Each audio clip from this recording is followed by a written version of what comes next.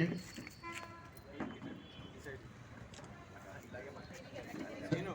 Hello, Andhra Pradesh భూమి యాజమాన్య హక్కుల చట్టం 20/43 రద్దు చేయాలని చెప్పి ఆంధ్రప్రదేశ్లో న్యాయం కూడా చేస్తున్నటువంటి పోరాటానికి ప్రోగ్రెసివ్ డెమోక్రటిక్ ఫ్రంట్ తరఫున మద్దతునిస్తున్నాం. ఈ చట్టం ఎందుకోసం ఉంది, ఎవరి ప్రయోజనాలకు వచ్చింది మీకు అర్థమైన సామాన్య ప్రజలకి ఈ చట్టం ఒకటి ఉందని, అది భవిష్యత్తులో మనకి ఇది నష్టం తీసుకొస్తుందనేటువంటి విషయం తెలియాలి. సాధారణ ప్రజలకే కాదు, చాలామందికి మేధావులు అనబడే వాళ్ళకి కూడా, చదువున్న వాళ్ళకి కూడా దీని లోతుపాతులు ఏంటనేది అర్థం కాదు. ఒక చట్టం తీసుకురావడం వెనకాల పాలకులకి చాలా లోగుట్టు ఉంటుంది. ఎలాంటి చట్టాలు పార్లమెంట్లో చేసినా, శాసనసభలో చేసినా దీని మీద ఏమైనా నిరసన ఉంది, ఎవడైనా మాట్లాడతాడంటే అసలు చర్చే లేకుండా తల కుంచుకొని చైర్మన్, స్పీకరు పాస్ ఆన్. ఇది 4.5 ఏళ్లలో నాకు శాసనమండలి సభ్యుడిగా కూడా ఎదురైన అనుభవం. అందువల్ల చర్చకు అవకాశం లేకుండా చర్చా వేదికలన్నింటినీ కూడా ఈ రకంగా మార్చేసినటువంటి పరిస్థితి.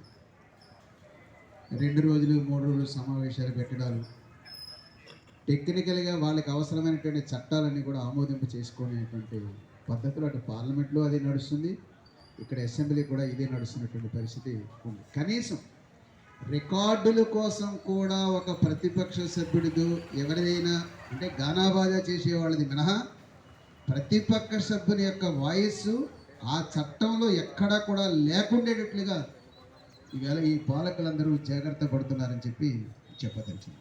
ఇది పరిస్థితి. సరే, ఇప్పుడు యాజమాన్య హక్కు చట్టం ప్రజలకు ఏం మేలు చేస్తుంది, పాలకులకి ఏం మేలు చేస్తుంది అనుకుంటే, మీరు రాసినటువంటి అక్కడక్కడ కొన్ని కరపత్రాల్లో నాకు అర్థమైంది ఏమంటే, ఇది సివిల్ కోర్టులు 553 సంబంధించినటువంటి మీ కోర్టు పరిధుల నుండి అది ప్రభుత్వ రెవెన్యూ యంత్రాంగం కావచ్చు, దానికి సంబంధించినటువంటి ట్రిబ్యునల్స్ కావచ్చు, వాళ్ళ చేతుల్లోకి తీసుకునేదానికి ఈ చట్టం ఉపయోగపడుతుంది. ముఖ్యంగా ఇప్పటికే మీరు చూసుకున్నట్లయితే ఈ రాజకీయ నాయకులు భూదందాలు ఎట్లా చేస్తున్నారు, ఎట్లా ఆక్రమిస్తున్నారు, ఇవన్నీ కూడా మనం కోకొల్లలుగా ప్రతి పట్టణంలో కూడా ఈ సెటిల్మెంట్స్ ఎట్లా చేస్తున్నారో మనం చూస్తున్నాం. ఇది ఒక అధికారుల చేతిలో పోయిన తర్వాత ఈవేళ కలెక్టర్ నుంచి పోలీస్ అధికారుల వరకు ఎవరు చూసినా కానీ వాళ్ళు ప్రభుత్వ ప్రతినిధులుగా వ్యవహరిస్తున్నారు తప్ప చట్ట ప్రకారంగా ఐఏఎస్ అధికారికి సంక్రమించినటువంటి పద్ధతులు మాత్రం ప్రజల వైపు నిలబడటం లేదనేటువంటిది వాస్తవం. అటు పోలీస్ అధికారులు, ఇటు ఐఏఎస్ అధికారుల యొక్క పరిస్థితి కూడా రకం వాళ్ళు చెప్పిందే చేయటం. అలాంటప్పుడు ఈ చట్టం ద్వారా దీనికి సంబంధించిన వ్యవహారాలన్నీ కూడా ఎవడు అధికారంలో ఉంటే వాడి చేతుల్లో పోయిన తర్వాత ఇప్పుడు ఈ సామాన్య ప్రజలు వాళ్ళ భూమి యాజమాన్య హక్కులకు సంబంధించి ఎవరికి చెప్పుకోవాలనేటువంటి పరిస్థితి ఎదురవుతుందనేటువంటిది మీరు రాసిన దాంట్లో నాకు అర్థమైంది. అందువల్ల ఇలాంటి చట్టాన్ని మీరు వ్యతిరేకిస్తూ అంటే ఇదేదో న్యాయవాదులు అందరూ చేస్తున్నారంటే సహజంగా జనం ఏమనుకుంటారంటే, ఓహో వీళ్ళ చేతుల్లో నుంచి తీసేసింది కాబట్టి ఇలా కోర్టు కేసులన్నీ కూడా వెళ్ళిపోయాయి, ఇది పరిస్థితి, వీళ్ళ వ్యవహారం అంతా దెబ్బతినేసింది, వ్యాపారం దెబ్బతినేసింది, న్యాయవాదుల పని అసలు సివిల్ కేసుల వ్యవహారంలో ఇక మొత్తం ఇదంతా అయిపోయింది కాబట్టి వాళ్ళ కోసం ఇది చేసుకున్నారనేటువంటి ఒక అభిప్రాయం కూడా ప్రజల్లో ఉండొచ్చు.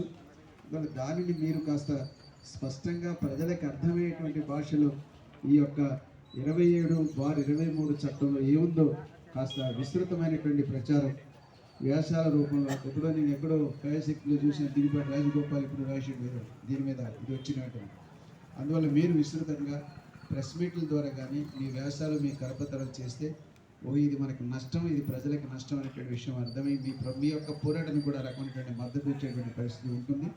సరే, అదే సందర్భంలో మీకు ఇంకొక మీ చేతుల్లో ఉన్నటువంటి వ్యవహారం, దీన్ని కోర్టులో కంటెస్ట్ చేయటం, ఆ రకంగా కోర్టు ద్వారా కూడా దీన్ని ఓడించే పద్ధతిలో మీరు ఆల్రెడీ వ్యవహారం అది కూడా చేస్తున్నారు.